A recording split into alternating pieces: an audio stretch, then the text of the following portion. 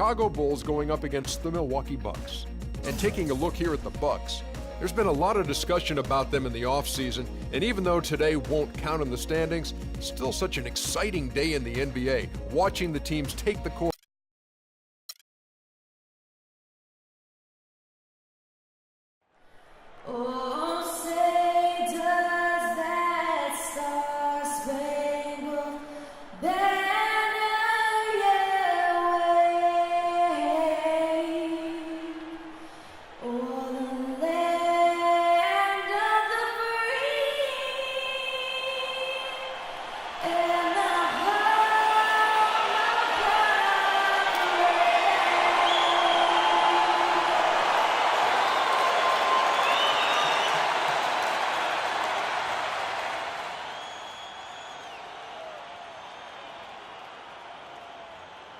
We've got the Milwaukee Bucks and Chicago.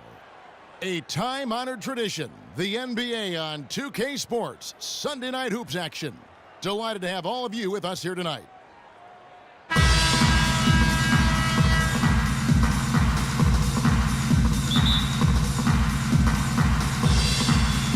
Tip-off goes to Milwaukee.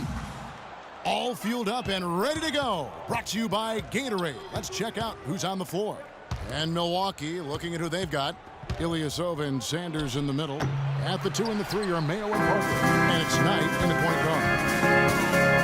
O.J. Mayo in his 7th year in the NBA really just seems he's never been able to truly improve, guys, from his rookie year. Well, yeah, if anything, last season he took a big step backwards, Kevin. I mean, with his field goal percentage, passing, his rebounding all down, I'm not sure he was in great shape either. Butler from outside. Can't get it to go.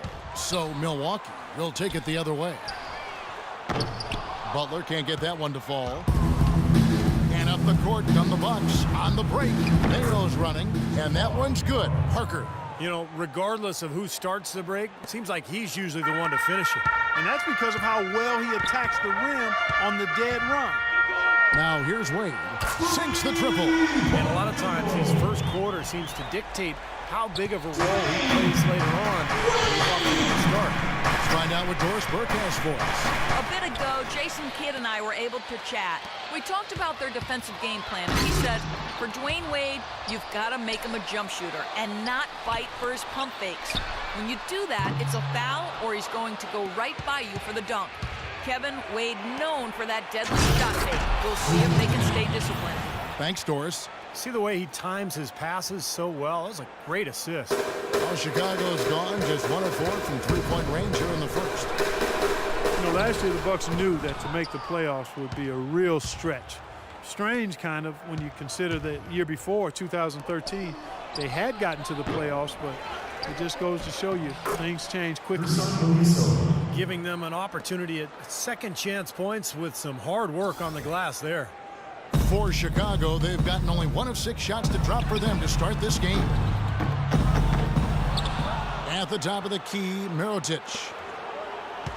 Rondo passes to Wade. Fires the 3. Can't get it to go. So Milwaukee will take it the other way.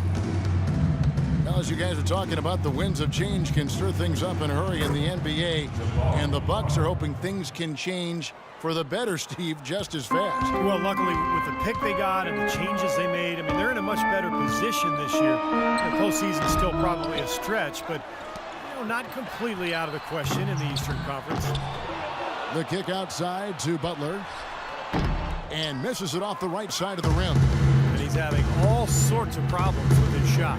I'm not sure he even has a shot right now, Steve, to be quite honest. Not a reliable one anyway. Boy, they've got them on their heels the way they've been running the ball up and down, right down their throat. Yeah, it's like a fast break drill out there, guys. A lot of great finishes in transition. There's the bucket. Good. Wade's got 5. Here's Knight.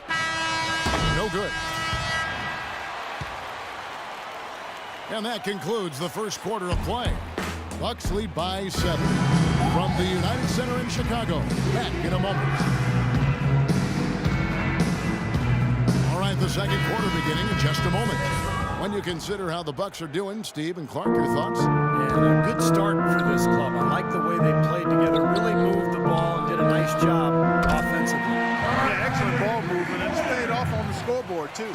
Heinrich and Butler at the 2 and 3. Doug McDermott is out there with Robin Lopez. And it's Calderon in at the point guard position. That's the 5 out there for the Bulls. Terrific job that time defending at the rim. I mean, it's not an easy task stopping that fella when he's headed to the bucket like that. Good job. Well, they weren't going to pass up that chance to get out and run following the steal. They better not. They've got to pad their lead anytime an opportunity presents itself. And I'll tell you what, that was a golden one there. Nate Wolters with an impressive rookie season for a second-round pick. Started about half of the season for the Bucks, and I thought played with great composure, especially for a young player. And taking a quick look here at the hustle stats for Milwaukee. And they've come out in attack mode defensively, applying pressure and stealing the ball repeatedly. Another big aspect of their game tonight has been the fast break, transition opportunities. They're really keeping it up-tempo so far. You know, sometimes you don't like to see guys pull up from three-point range over break, but for him, with nobody on him, that's a pretty good shot. Jared Bayless has checked in for Milwaukee.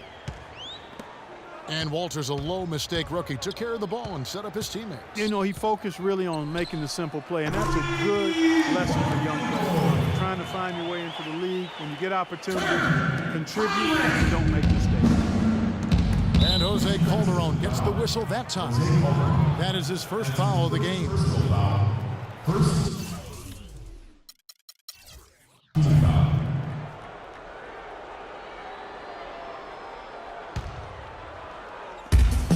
There's 1:38 left here in the second. Here's Middleton. It's hauled in by the Bulls. One-on-one fast break. Near the three-point line. It's Dunleavy. And good. And it takes a nice bounce off the right iron and down. Bucks leading by 6.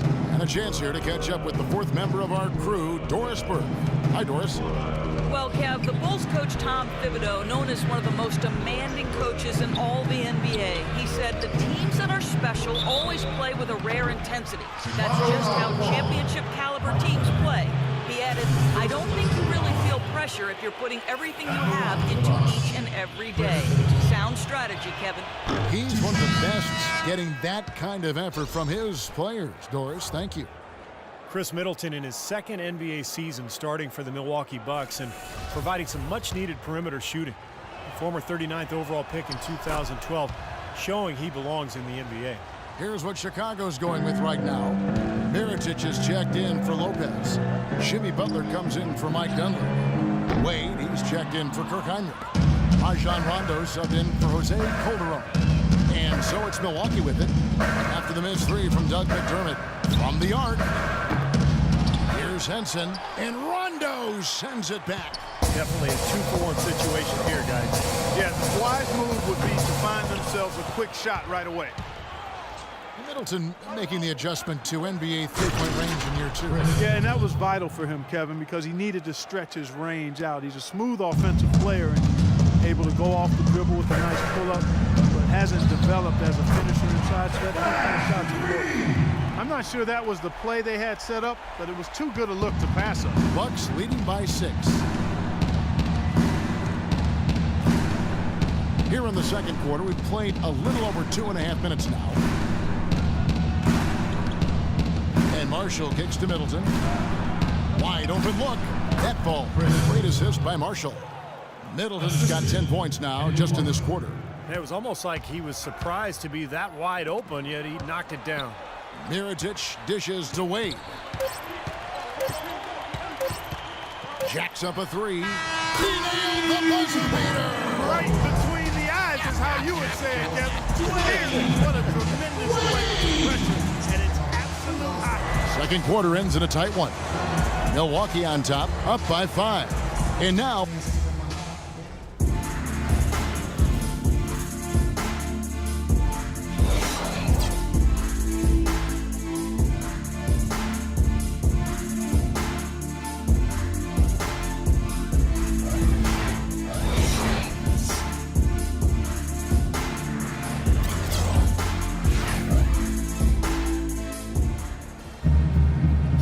quarter now beginning. Both sides looking to pull away in the last half of the game. D-Wade really playing well in this one. I know we've said this many times before, but I'll say it again. He had a